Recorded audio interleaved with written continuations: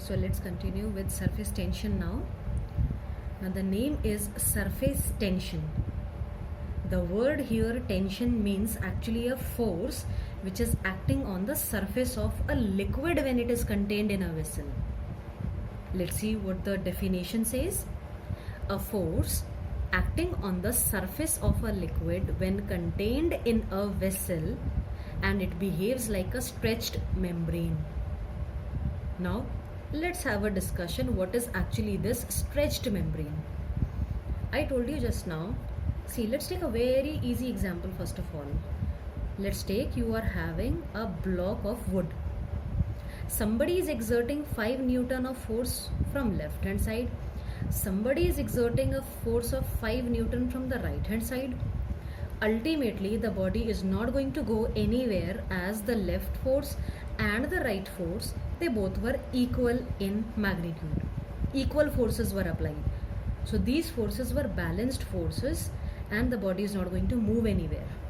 Now you know that whenever we are having a liquid in an open vessel, obviously there are so many molecules which are existing and they all are having force of attraction between them. And they all are getting stretched equally in all direction. That's why they are not having any problem. But now let's have a discussion with the molecule which is present on the top.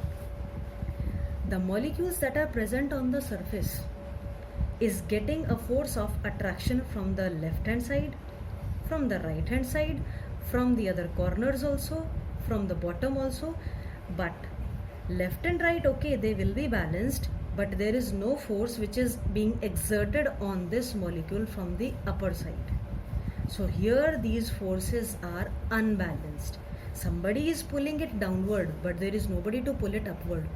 So this molecules, or actually the molecules present on the surface, they start behaving like a stretchy elastic membrane.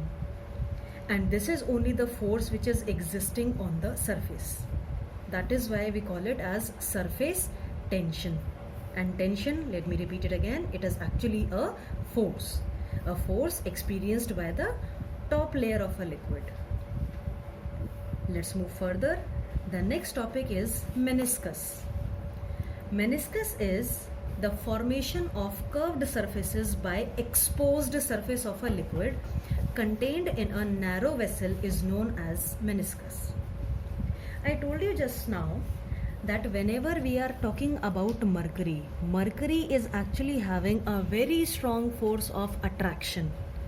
That means in itself it is having a very high cohesive force.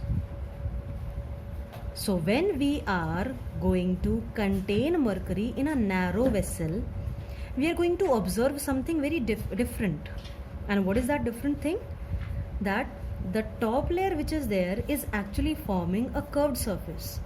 Rather than being straight in that tube, it is forming a curved surface and it is trying to maintain minimum attraction with the glass test tube in which we contained it. This shows that mercury is not having any attraction with the glass tube. It tries to maintain itself with the minimum contact area with the glass. Whereas if we talk about water, when we are taking water in a test tube, here we are observing something different.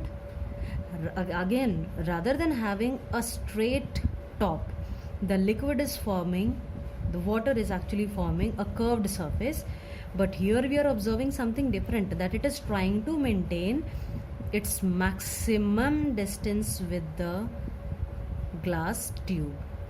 That means water shows attraction towards glass. So this is the two different things that we are observing.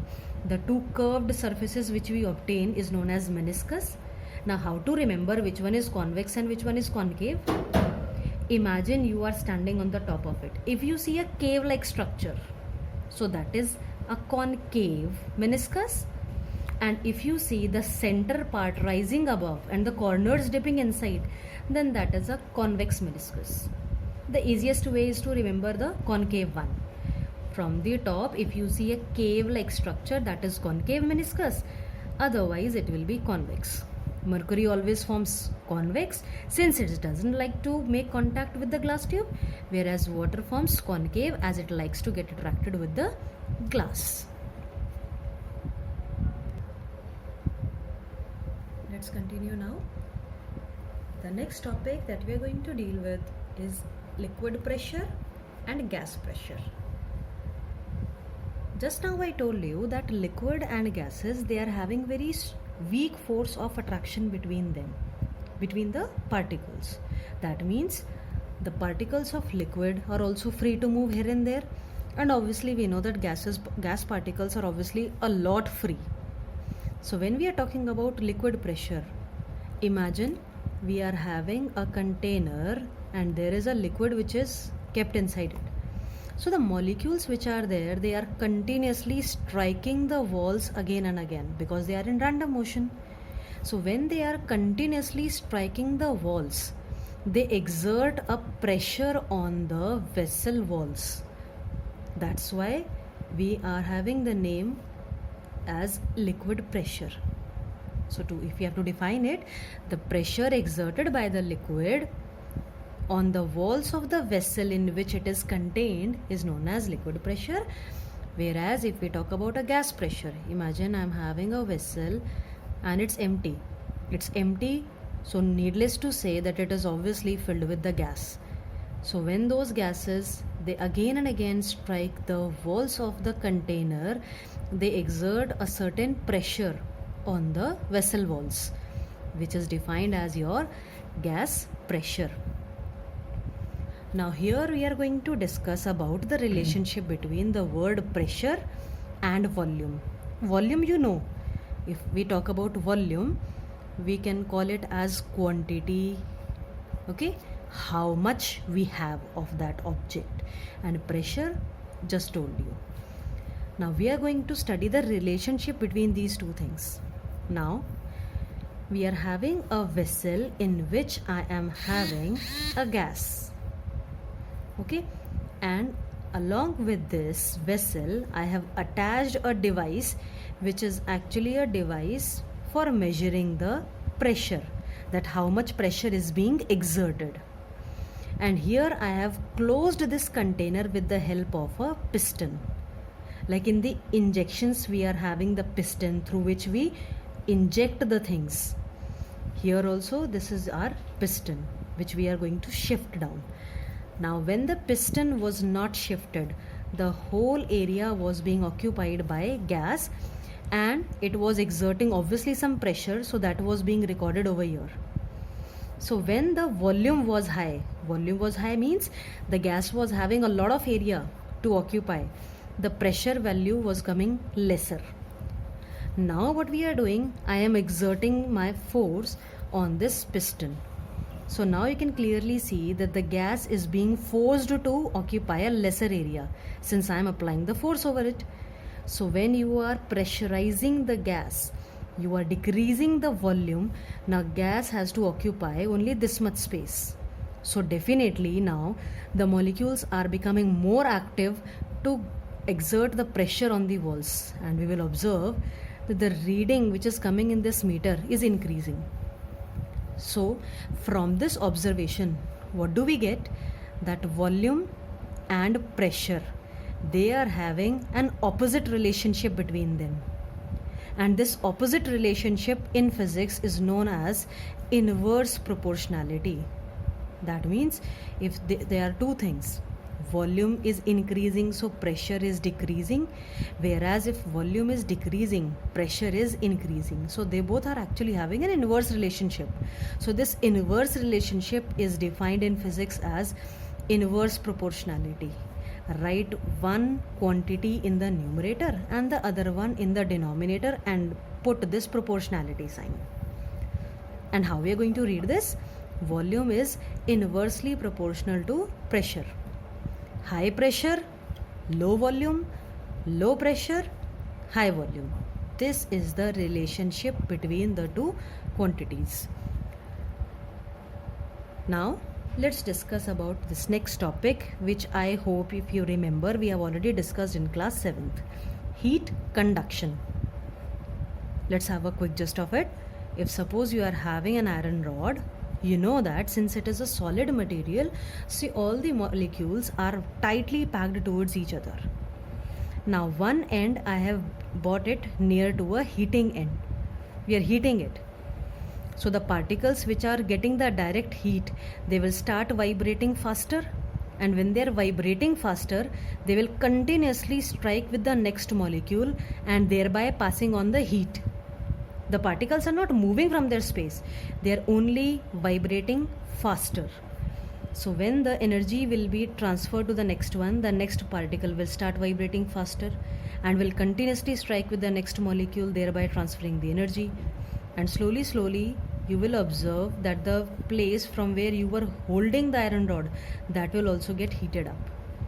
So this is the process of transfer of heat, which is known as conduction, taking place only in the case of solids, and there is no movement in the case of particles. The particles don't move. And now the next topic, heat convection, a process that is possible in the case of liquids also and in the case of gases also. This also we have covered, but let's have a quick revision of this. I hope you remember this experimental kit. We are having a rectangular tube which is filled with a liquid. Imagine it's water. Over here I am adding few droplets of potassium permanganate, a liquid that is going to give the color of light pink when added with water. Now I have added this content over here on the top, and one end of the water I am bringing it near to the heat source. So once this area where the direct heat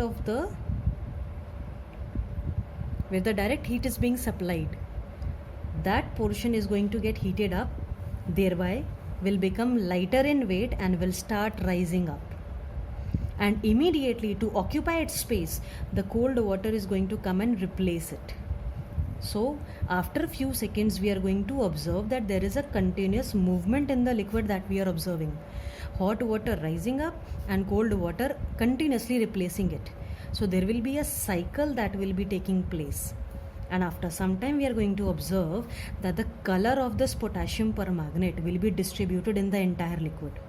So here we are having a proof in our hand that in the heat convection process there is an actual movement of the particles to transfer the heat from one end to the entire liquid. This brings us to the end of our first part. Those who are having the book, kindly try to attempt the MCQ part, and rest the assignment portion I am going to upload it. Kindly solve it in whatever you have. Maybe it is an old copy or A4 sheets, in whatever you feel comfortable. Thank you.